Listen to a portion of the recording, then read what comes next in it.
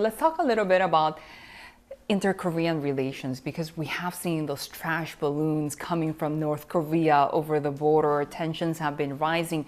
How is Seoul assessing the state of inter-Korean relations right now?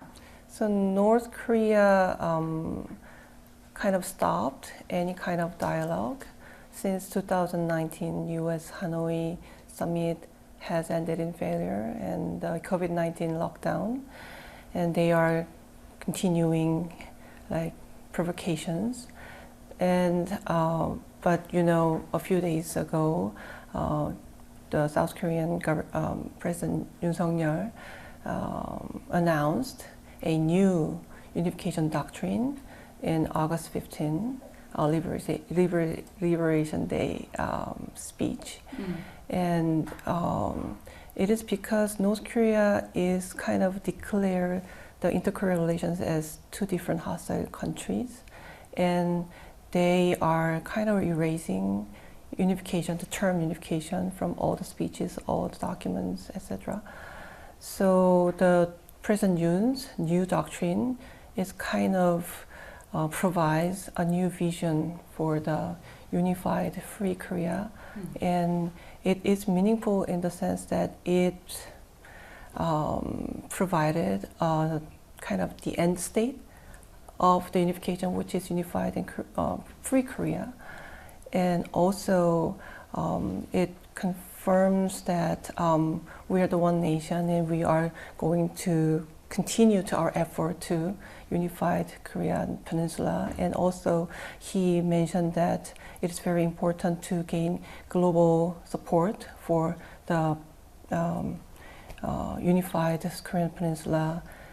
And of course, Washington's support very important when it comes to inter-Korean relations. And yet we know that the United States is very much focused on the presidential election right now heating up.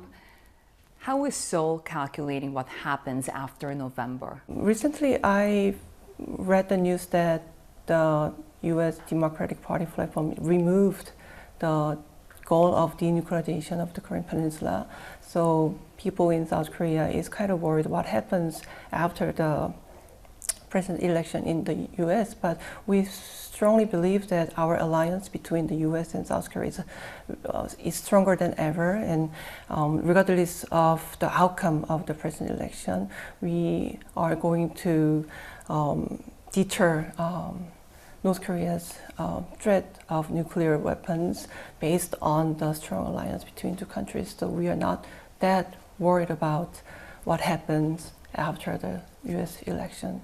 Especially if you look back a few years and under the Trump presidency, we actually saw more dialogue between Washington and Pyongyang. But then at the same time, there was a little bit of concern that Seoul had just been taken out of the equation.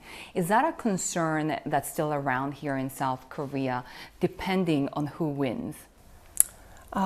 We have believed that we have the strong systematic alliance between two countries. So no matter who is going to be elected, I think, or our government believes strongly that those two countries will closely work together to deter North Korea's nuclear programs. So we are not much worried about it. We are going to take the lead in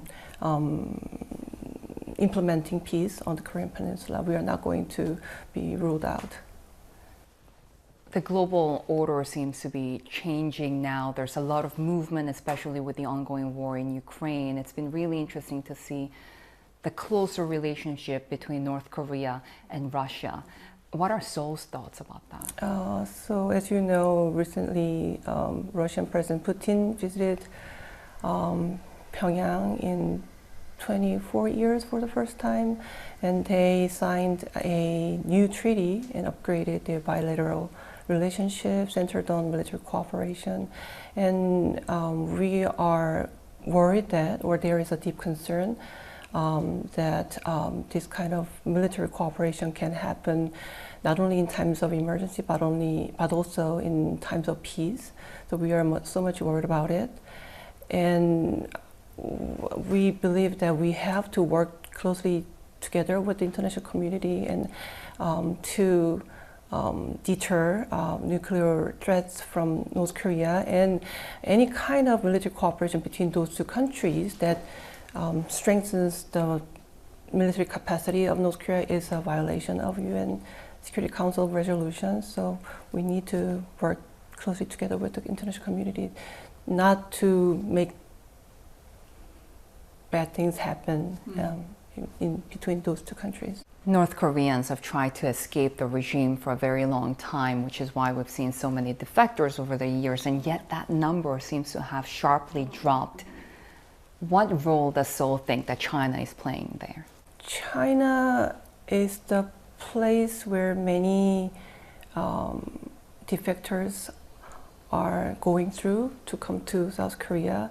So if China is tightening control over these North Korean people and force them to go back to North Korea, then the number of defectors drops.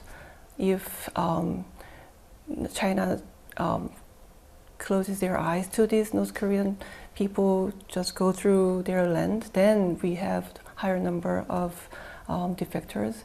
So China is kind of a very important factor in deciding the number of North Korean defectors coming to South Korea. And recently, like defectors from the elite group, we call it, for example, diplomats or students or training company workers who were dispatched abroad. The number of these elite group defectors is now increasing. So this means that there is a high demand for defection, but it is really hard to cross the border because North Korea is tightening control over the borderlines. So it is almost impossible to cross the China and North Korea borderlines to defect from North Korea. How much is it also that once there are North Korean defectors in China, Beijing has new technologies like facial recognition and AI and force them to go back? So it's becoming more and more difficult to defect. That's why we have very less number of defectors nowadays. So we are expecting that we are going to have around, like last year we had like 200 defectors, around 200 defectors.